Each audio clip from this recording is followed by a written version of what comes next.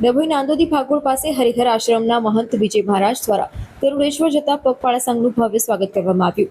ઐતિહાસિક નાંદોદી ભાગોળ પાસે આવેલા સુપ્રસિદ્ધ હરિહર આશ્રમ ખાતે વહેલી સવારે આ સંઘનું આગમન થતાં સમગ્ર વાતાવરણ ભક્તિમય બની ગયું હતું. મહંત શ્રી દ્વારા ઉષ્માભર્યું સ્વાગત અને સેવા. વહેલી સવારે જ્યારે આ પગપાળા સંઘ ડભોઈમાં પ્રવેશ્યું ત્યારે હરિહર આશ્રમના પરમ પૂજ્ય મહંત શ્રી વિજય મહારાજ દ્વારા તમામ પદયાત્રીઓનું ઉમળકાભેર ભાવભીનું સ્વાગત કરવામાં આવ્યું. પદયાત્રીઓનો થાક ઉતારવા અને તેમની ભક્તિ ભાવનાને બિરદાવવા આશ્રમ પ્રશાસન દ્વારા સુંદર વ્યવસ્થા કરવામાં આવી હતી. આશ્રમ ખાતે તમામ 150 જેટલા ભક્તો માટે ગરમા ગરમ ચા કેળાની ઉત્તમ વ્યવસ્થા કરવામાં આવી, જેનો લાભ લઈને પદયાત્રીઓએ ધન્યતા અનુભવી. શ્રદ્ધાની અતૂટ પરંપરા. વડોદરાના બરાનપુરાથી ગરુડેશ્વર સુધીની આ પદયાત્રા વર્ષો જૂની પરંપરા છે.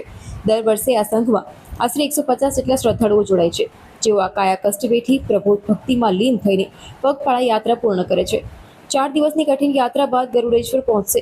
સંઘ આ પદયાત્રા અંગે માહિતી આપતા સંઘના અગ્રણીઓ જણાવ્યું હતું કે વડોદરાથી શરૂ થયેલી આ યાત્રા સતત 4 દિવસ સુધી ચાલશે.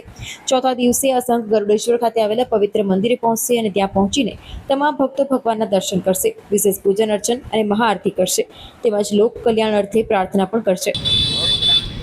વડોદરાથી ગરુડેશ્વર પદયાત્રા દર વર્ષે પૂજ્ય શ્રી વાસુદેવાનંદ સરસ્વતી સ્વામી મહારાજ ગરુડેશ્વર ધામમાં વડોદરાથી લગભગ 100 થી 150 માણસ દર વર્ષે ચાલતા પદયાત્રા જાય છે. એના માટે અમે મુકામ ડભોઈ ગામમાં પહેલે કરીએ છીએ રાત્રે.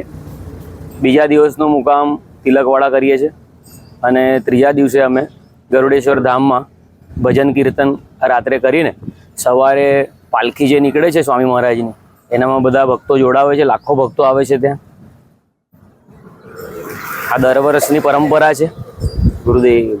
આ કેટલા વર્ષોથી ચાલે છે અને કેટલા લોકો આ પદયાત્રામાં જોડાવામાં આવે છે? લગભગ પદયાત્રા સંઘ તો 50-60 વર્ષથી ચાલે છે. એનામાં નવા નવા યુવાનો દર વર્ષે જોડાતા રહે છે.